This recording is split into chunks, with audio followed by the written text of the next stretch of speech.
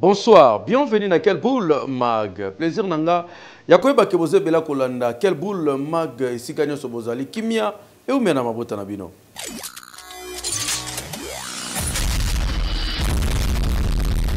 Dans Quelle Boule, il y a le annonce, il y a transfert, il y a 3 prisonniers américains au Bazali Kozonga Bongo Namboka na Bango. Et Zali Bongo Marcel Malanga, na des compagnons na Ebouebi qui Bazalaki Bongo condamné à mort, na dossier à coup d'état manqué au Christian Malanga, à Kosala en République démocratique du Congo. Après grâce présidentielle, est-ce que Mokonzamboka a décidé que Tika bon passer qui prévu? Balongoli Bango a condamné à mort, mais il faut pas continuer à purger peine na Bango. Tomoni lelo bazali kokota na pepo pour na ba kenemboka Amérique ba transférer bango. Est-ce que zali pression américain to mokonzamboka galaxy bon sens kaka pour na ko faciliter accord congolais nyo zali ko zela pour na États-Unis na isa ndenge makamango zala 14 ans avec force détail mais boy ba ki ko zana double nationalité mo pesa avantage toté tozotela tozozimele tozonga awa na mboka na biso par rapport à la situation ya ba sinistre. Oyo bazalaki bongo bazalaki pasi na mvula oyo betaki awa na République démocratique du Congo surtout na Kinshasa 10 100 sinistrés 30 morts bandeko belé bazu makama bozo ba détail na briefing oyo muya ya Patrick asalisaki na ministre Gisaro ya infrastructure ministre ya énergie Teddy Luamba pe na ministre de santé Dr Kamba ba détail.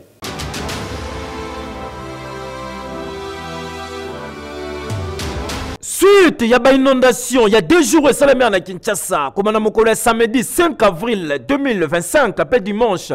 6 avril, na Kinshasa mingi na Changu pe Moamba. Ndezalaki occasion pour la ministre, il y a communication pe média. Excellence Patrick Mouya ya azali bongo porte-parole ya gouvernement. Aya ko expliquer na opinion nationale nini nde cause ba dégâts wana et puis a éclairer opinion ba intervention ya gouvernement ezali nini suite ya makambo esalami. Ndimelanga kazalaki ye moko tazalaki bongo na Teddy Luamba. Azali bongo ministre ya ressources hydrauliques et électricité akipaka bongo makambo tali mai pe courant pour bébé loko créer ba dégâts wana ils appellent comme tali mai. Ministre de santé publique, jeune et prévoyance sociale, excellence Roger Kamba ye pazalaki wana pour bébé que s'agit bien ya vie ya batu bakufi ba déplacer bazali. Ministre de la santé ye pas éclairé opinion boye na dossier oyo. Au total, nous avons au niveau du ministère de la santé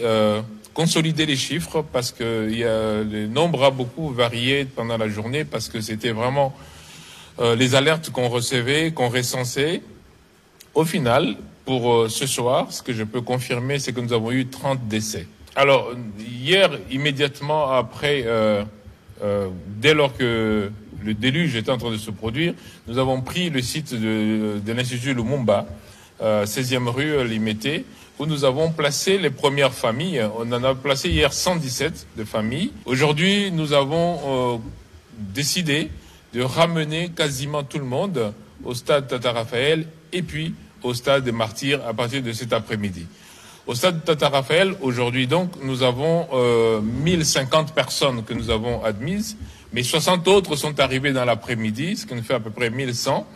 Et nous allons déplacer ceux qui sont sur le site Lumumba, mais aussi ceux qui étaient à Ndjili, 184 personnes. Nous allons les déplacer aussi pour les amener vers les 2 stades, tout simplement parce que, premièrement, ils vont être bien couverts. Mais deuxièmement, le stade Tata Raphaël notamment a servi à la francophonie, donc à les commodités pour prendre en charge toutes ces personnes. Et donc, sur place, on a disponibilisé tout ce dont ils ont besoin pour survivre. Et d'ailleurs, le président de la République s'est engagé à ce qu'on les garde dans les meilleures conditions jusqu'à ce qu'on trouve une décision, qu'on prenne une décision définitive pour leur réinsertion. Affaire à suivre. Hekeyo! Boye baké nzele zaki ko kangama mais circulation saisonnière normalement quel bout to zongi sur le terrain pour na kosala constat kota la bande ko ndanu. Est-ce que mai kiti vraiment misusu bazongi na banda kuna bangoto la plupart batunyo so bazo se retrouver bon na tata Raphaël Esika Mokonzi après ça que sika pour na ba sinistré.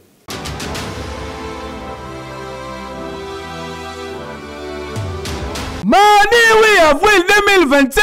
caméra ya Kelboul Mag ezongi na district ya Tchangu après badega esalemaki na mvula oyo ebetaki bongo di 4 kino le 5 avril 2025 esika ba inondation badega pe makambo ya ndenge na ndenge esalemaki neti awa tozali bongo na Petro Congo kote ya kati botala bino moko ti lelo awa mai ekauki te mapangu ezakaka inonde nde bozali komona topusani mwa liboso tokuti bandako mosusu ebukanaki kaka ndenge eza bongo bato misusu bazali kolala libanda nde bozali komona bango boye bango bakefeme te ni Stade des Martyrs baza kaka awa na bana bazali kosufri na ndenge kosakana te na komini ya Njili mpe ndenge moko population lokola bazalaki victime tala bilamba ebele epolaki na bamus ebebaki batandi yango ekauka bilamba babandeli kutu kosokola yango donc awa pasi na pasi bazali kosufri misusu pe bazali kokontinue kolala libanda kasi tango tokomi na quartier Salongo na commune Limete na Mwamba wana kututika na yo mapangu ndenge moko etondi bamai nde bozali komona ebongo ba difficulté lobinga yeyo biloko libanda nde bozali komona bapara mayele sili bazali koyeba te soki bakosuka wapi yo communication. Voilà les athées. On a été bamiranda ko ebukani ba mai na mbangu ba mai etonyi na banda ko ete lasa okende kutu to ezate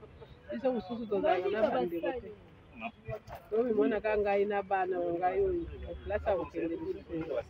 initiative au gouvernement provincial et national basé très important ya kozwa ba sinistré mais il faut que ba sinistré wana ezape mo baza musika basusu baza pembeni o baza pe ba mo baza pembeni ne ba ki esi pour que o baza na famille te ne ba ki kuna mais si baza na famille eza difficile pour que moto azwa bana na ena bana nyonso bakende kuna na sika wana pe na condition pe susu nini entre guillemets peut-être que za moi musi moko o ba kolala na famille mobimba pe biloko. Est-ce que garantie nini ezosema que noso toke kuna parfois bakopesa biso peut-être moins 5 000 $, 10 000 $, oyo ko récompenser peut-être biloko toza na awa peu importe que nous mai ya solo mais toki kochango ekauka de façon que non to récupérer biloko yango bazali kosenga na autorité batala peka na bango. Oui, est-ce que boyebi ke na mai ya Njili eza na bandeko basalaka copie ya transport ya komema bato na bwatu bango pe bazali parmi bato basungaki bandeko ebele na mvula ebetaki mais ba prometaki bango bakopesa bango mbongo nani aprometaki bango sazalaki bakonti to nani ezoyebana te nani akimi na mbongo bolanda bandeko azolela na bapiroga bato adefaki babimisi bato mais bazoye basuite na bango te.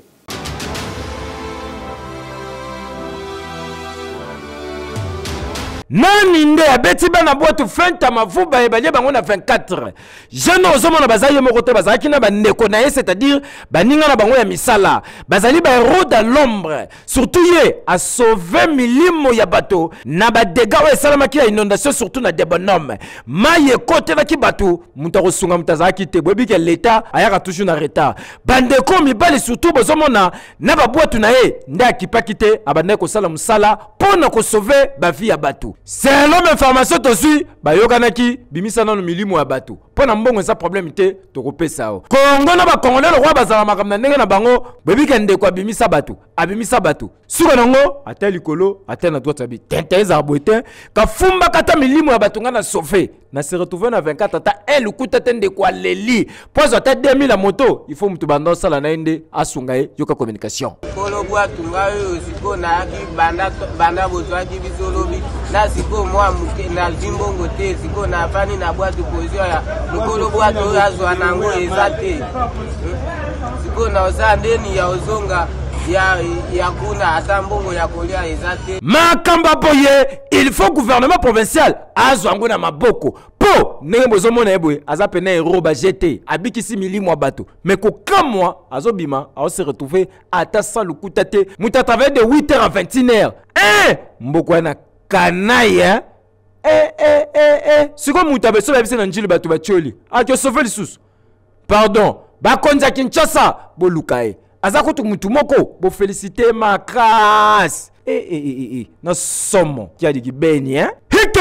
après 2 semaines il y a ba consultation ba politicien ba tamboli ba kende ko kutana na conseil mokonzamboka professeur Eberande et Silaki consultation sili ba congolais bazotala bazotuna mais est-ce que ndenge sili gouvernement ya union nationale des autres mambala moko ba opposa makasi ba yaki tote bolanda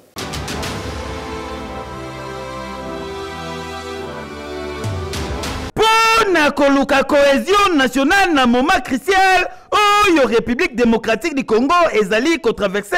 nde chef de l'État son excellence Félix Antoine Tshisekedi Tshilombo a manifestaki volonté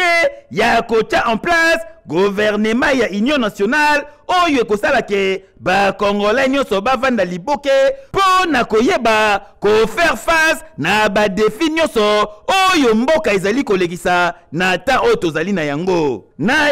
ayaki koinitie bongo consultation nationale mpo na kozwa bavi ya ba congolais nyonso na bokambemi ya professeur Eberan oyo azali bongo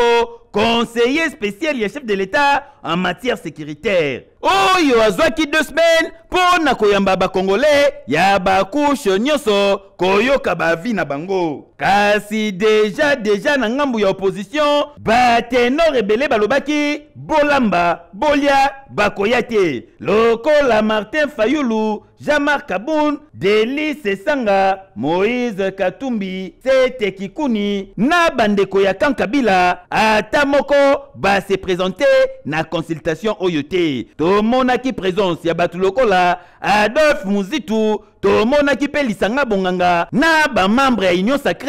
bakendaki bongo ko répondre présent na consultation oyo. C'est lo ba Congolais batali, ba moni, balobike ezali lokola union sacrée a consulter bongo union sacrée yango mituna ezali ko mituna est-ce que ba conclusion ya consultation oyo et ko répondre bongo na vision ya mokonzi mboka oyo ezalaki kocha en place gouvernement ya union nationale est-ce que ba conclusion ya ba travaux oyo et ko yambe mabongo na mokonzi mboka tope a koyebisa bango bakende ko bandela po tomone yango déjà dans le passé kasi na ngambu misusu bazali kotalisake des semaines oya consultation ezalaki perte ya temps pe na perte ya mbongo surtout du point de vue ya communication ba congolais belé bazui vraiment information ya makasité sur makambu nyonso oyo elekaki bongo na kati ya consultation oyo kasi na nyonso oyo responsabilité ezongi epai ya mokonzi mboka po yende azali visionnaire pe initiateur ya consultation oyo affaire à suivre ekei boyeba keti siko kote ya changu kuna bandeko bazaka pembeni na mai ya njili difficulté ya mai eza makasi kuna tala vi na bango mikolo ndenge eza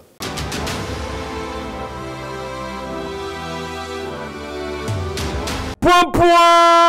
longala nzela boato eleka conséquence ya inondation esalamaki na changu surtout na mowamba tala réalité nango yango yo population ya Kimbanzeke population ya Masine na Sifoko ozwi na quartier D na quartier 3 makambo bazomona tala onike fin du monde pona bango mai ya pambata ya lutu na ndako eza to kokola lolo bana bébé bazali il faut bosokola bakouche bana fa ba melati donc nimero a to lingo mela kiss aspirine soit ko tafu na ngaka bongo po ata bouchon mai ezate tala population bango nyoso bango yoyo nzela ya mai bango nyoso na kati ya boîte wasa bien ba bidon bien ba cantine nyonso batonisi na kati ya boîte babandi ko luka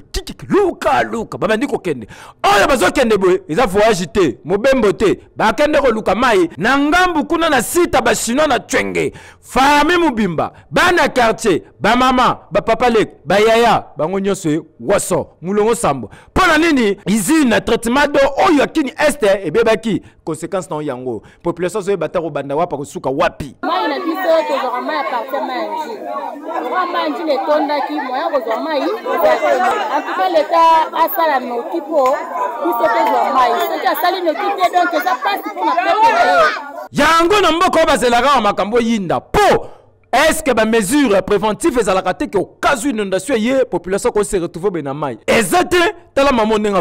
afandi pena yele na kiti ye moko bien biloko na mai tondi don ndaza boy alo kwa patron oyo babenga ngo Transco équipe te sopo lingi ya mukele te formé ozui wana babenga ngo catch yango ba otie deux bidons so lingi pena boto munene ana ozui mbona yo otie provision ata 1 mois ponde bandibo yebite mukole kosila régie des OP ayebisi bato officiellement teke makambo ekosila telle date hekeyo papa Dibo azali kolela sengeta de droit na bakonzi mboka pe bele na mokonzi Félix Antoine Tshisekedi Tshilombo atala kana ba botoli lopango.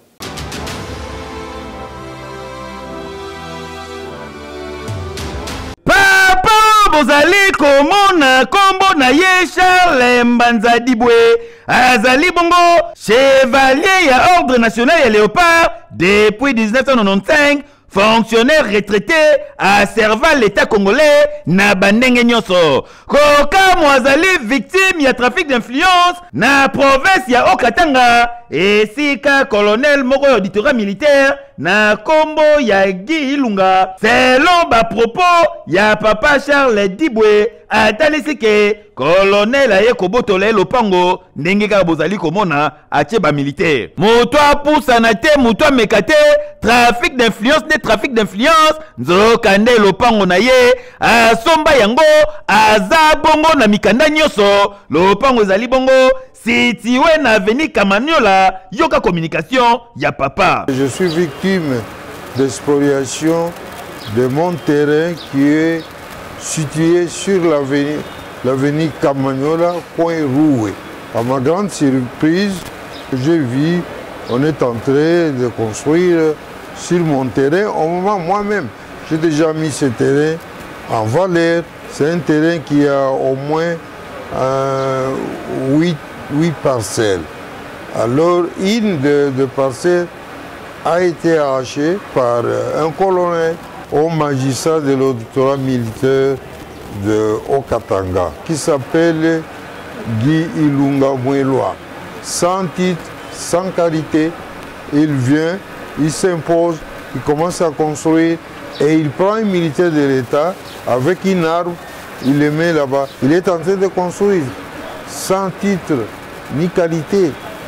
ni l'autorisation de bâtir encore. Le document qui est reconnu par l'État, c'est le contrat de location. J'ai le contrat de location depuis 1995. Ti le loza sur la mapeka parce que yebite que na parfum na kombo ya Bodylix na Scala na prix ya moke osombi produit qui toque zo kangama ezo me la parfum bien grâce ya Chrislo Papotaye.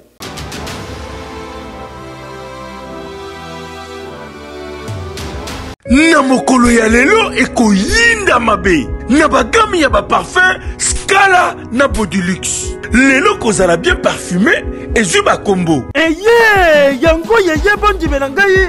vraiment na Kinshasa vraiment na ya République démocratique du Congo. Ba tantino ya babuwa kama banoko ya swaga. Olati kitoko yo wapi na batalio na nzelo legibwe. Chudi ya kubola. Éviter solo ya mabe solo ya ngai na nzoto. Lelo tozali koloba boye ba gomme ya ba parfum. Oh yeye kopesa solo ya kitoko. Oleki batu batie wow.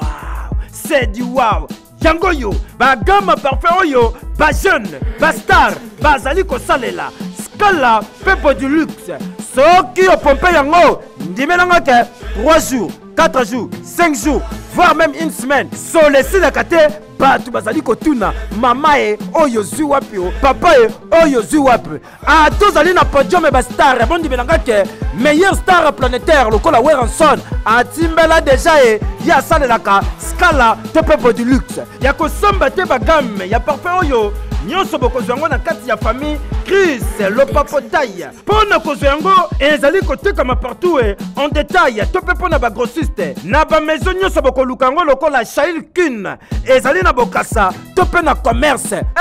ndeko mwasi olataka kitoko yo wapi soko tie kabelo cher batu bazolula yo olati chaussure dame ya kitoko kota likolo kutu na parle même pas obetaka costume ya ba grande star mais lore bomaka yo tango tambolaka baboya koloba chudi ya kubola nde salaka éviter yango na mbongo ya mukie batu baluli otiki solo vrai tantine vrai noko bayebaka ene no der welela ba parfum kilelo Scala to pepo de luxe awa place ba vrai noko na ba vrai tantine batimbeli toli ya pete o tolobaki te baninga ba olula bango pona ba parfum oyoki Hekeyo na ba gamme ya ba parfum Bodylix na Scala Ntunga. Scala Bodylix Kilelo Ntunga. Cité de la sagesse Kunda, être cher na yo na ba condition ya kitoko.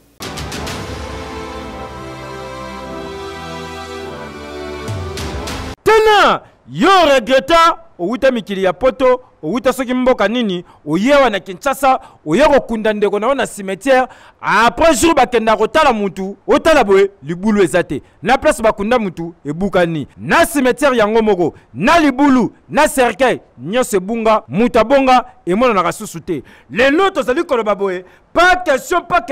grâce ya cimetière de la sagesse ezali bongo cimetière moderne ndenge tolula kana mikili ya bapaya ndenge boye bakunda batu na États-Unis d'Amérique na ba Paris na ba Canada ndenge moko pe awa lelo na Kinshasa grâce ya cimetière cité de la sagesse ya kosamba te lokola tozalaka ba bantu il faut kokunda mutu place ya kimia po après bambula na bambola baya ko retrouver ye awa na cité de la sagesse tala ba place ndenge zali kitoko yo wapi ngaye soki bakundi mutu no awa ata mila soko ye otunya fanda ya biso kaka cité Israël okokoto monye c'est pas ni kuna na cité Londres okomona epo zuye na ba pays nyoso kolinga zali bongo construction na ba cité awa place bazali kokunda bandeko oyo bazalaki bongo très cher pour na biso nyonso zo salema kitoko tuninga prix yiwa na fanda na mbongo ya muke ndeko na yazu place ya libela na ba kokolo soki ba ye bali bamona wape place bakunda koko balobi toke na cité de la sagesse kuna ba weyi babunga kate adresse na bango zali place akobunga te bazali bongo na sele bambu okoti ozamo bimbo yo wapi ba bureau na bango ezomi bongo na limite résidentiel première na immeuble urbain okoti na premier niveau na appartement 101 okokuta bango tepe benga na ba numéro oyo tena valeur ya baweyi basalaka nango ba jeté et surtout tous ab africains awa na cité de la sagesse tala mabulu tala ba pavé bongo kota ba installation hygiénique kitoko yo wapi oza kimia olobi na kundi mutu nanga place a kimia akopema kitoko ezali bongo numéro 1 ya ba cimetière nyonso awa na République démocratique du Congo bonde ezalaka Hekeyo population lemba bazalaki rassemblé na leader na bango Eli Kumbi nini ezalaki na centre Masolo bozo ba détail na commentaire oyo.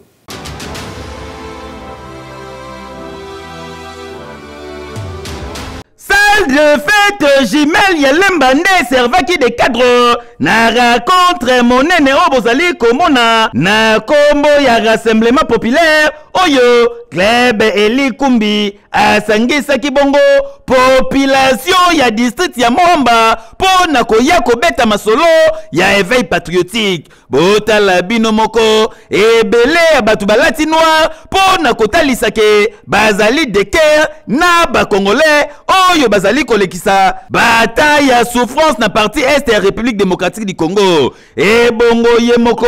numéro 1 ya club Eli Kumbi les patriotes humbles Monsieur Eli Kumbi azui maloba kotalisa ke esengeli ba congolais kozala ini surtout na période oyo ko manifester soutien na ba FRDC na ba wazalendo oyo bazali ko défendre intégrité territoriale na partie est ya République démocratique du Congo surtout ko soutenir mokonza mboka son excellence Félix Antoine Tshisekedi Tshilombo na période oyo esengeli kolobano na manipulation na désinformation po ba congolais sengeli kozala ini po na kobengana monguna population bazalaki wana d'accord ba adhérer na vision ya Eli Kumbi leader incontestable ya district ya Moamba bokanisi esili na même occasion Eli Kumbi aye bongo ko saluer ba action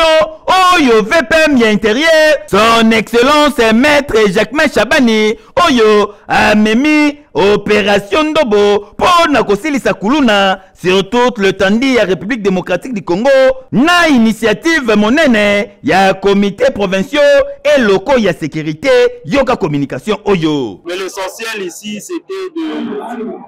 conscientiser les uns et les autres, surtout la population de Moamba, sur la nécessité de maintenir la mobilisation populaire parce que ça constitue le plus grand verrou face à la pression que nous subissons de la part de Rwanda. Avec ce comité local de sécurité, c'est pour ramener aujourd'hui l'approche de proximité qui est mise en œuvre permettra à ce que ce ne soit plus le sommet qui décide, mais ça sera au niveau de la base. Boyinde Zalaka. Ekeyo! Oui! Beta winner na 500 francs ya pamba.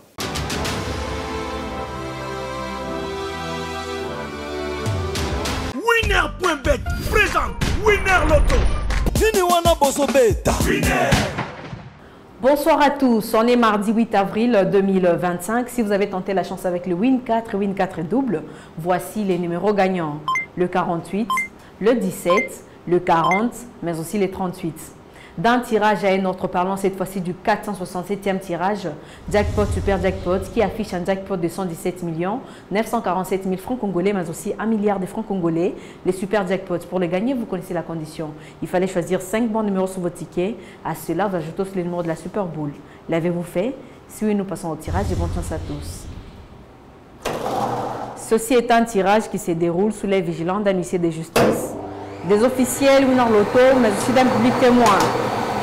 D'entrée de jour, on accueille le 26. Notre premier bon numéro. Et le deuxième bon numéro de la soirée, le 41.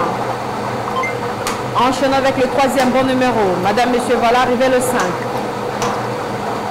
Et le quatrième bon numéro de la soirée. La machine nous sort les 39. Le cinquième bon numéro à présent, le 18. Et le numéro de la Super Bowl, le 38. Rêvons la combinaison gagnante. Sur vos tickets, madame, monsieur, il fallait trouver le 26, le 41, le 5, le 39, le 18, mais aussi le 38, qui est donc le numéro de la Super Bowl. Avez-vous trouvé cette combinaison depuis chez vous? Si oui, je dis félicitations. Sinon, avec plaisir, je vous retrouve prochainement. Prenez bien soin de vous. Au revoir. Famille et logota mwana ya 3 ans. Et ça, les mikole belé depuis bazoye, ti le lope famille baraté. Bande kwana baleki na quel boule manque pour basenga, soki papa, maman, ou reconnaître mwana na yo, ye bagazao.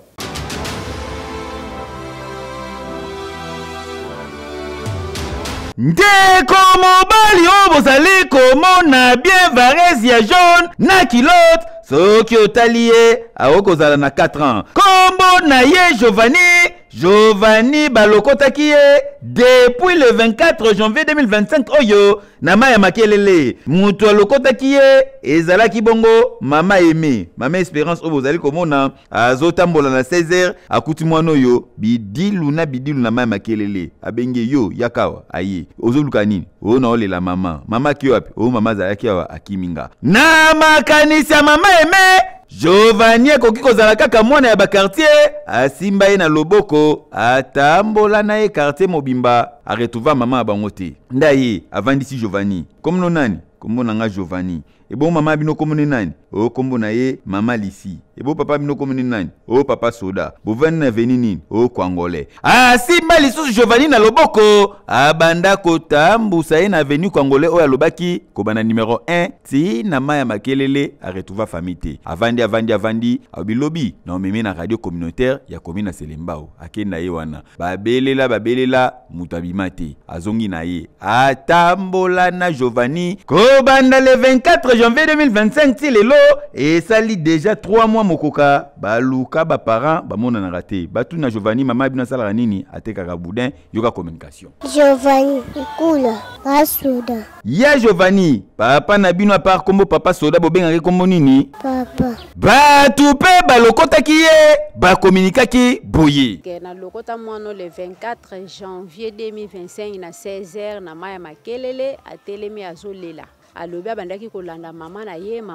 akimi ye abandaki kolela po babungana kina mama na ye. En tout cas ezali message ya recherche oyo nyonso akoki kozala na information sur baparents ya mwana mobali oyo na komba Giovanni ayebake mwana na bango aza na santé kolongono na couple oyo ya papa Franklin na mama Emerance bango nde babombi ye balukaka baparents ti lelo bamona na raté tala Malisi na pa Soda na kokwa Giovanni kombo tatu koko na bino yeyo boya ko récupérer ekei leader equalizer alobi bobonga mamumba fi rezali koya pona bosepela bateke nyonso bokozwa musique ya kitoko album nezali kobima kala te.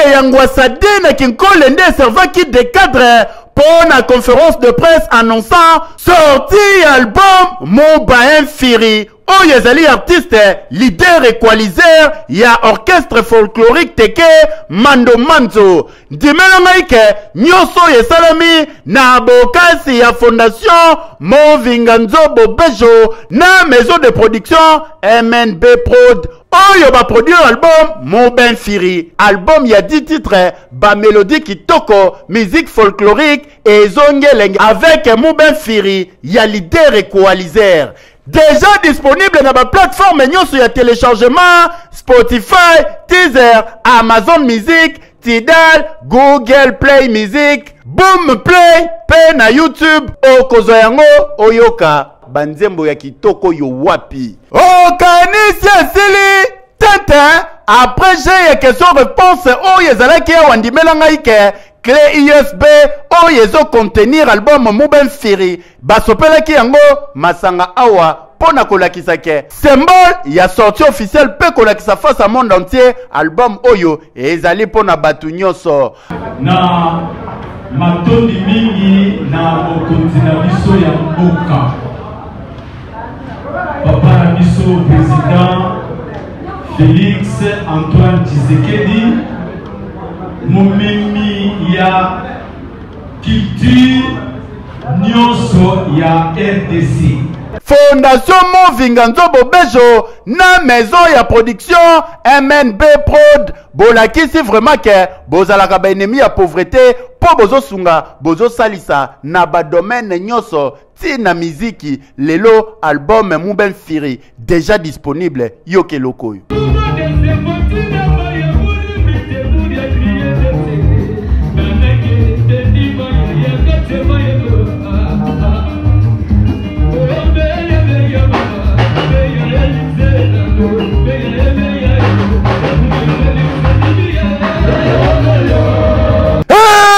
Yo, oui. Mikolo leki to laksaki bino mama Sakina tokende bongo na province ya Maniema na Kindu kuna ya tekaka mbila ya kotokisa mama vivaka na bala azali victime ya guerre. To laksaki bino ye azuli sungi tokende pe kotikela ye netika bozaki na biso bolanda.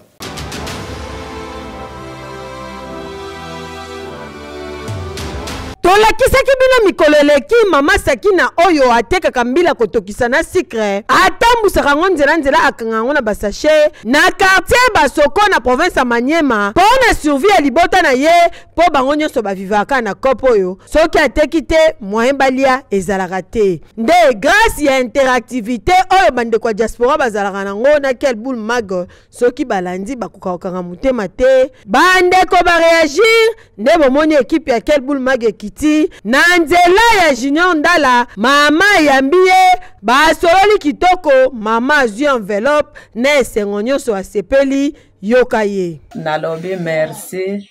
pona papa David Chala moto oyo ayokeli biso mawa na pasi asalisi biso asungi biso na pasi na biso nzambe amona ye nzambe asunga ye asunga bana na ye asunga mosala na ye aleka liboso ya bitumba na ye akobundisa ye nzambe abundela ye pe bakisa mikolo ya kovivre na mokili batu ya mitema malamu merci na bino na oyo bosali kasi tozali pe kointerpele na bandeko misusu exemple à suivre yango oyo sala lokola bandeko oyo bosunga mama Sakina po mabele malamu akolona yango oyo nzambe akozanga te kopambola bino et normal eki tokele na commune ya Kiseso insécurité bakati ndeko litoi na bakulu na mawa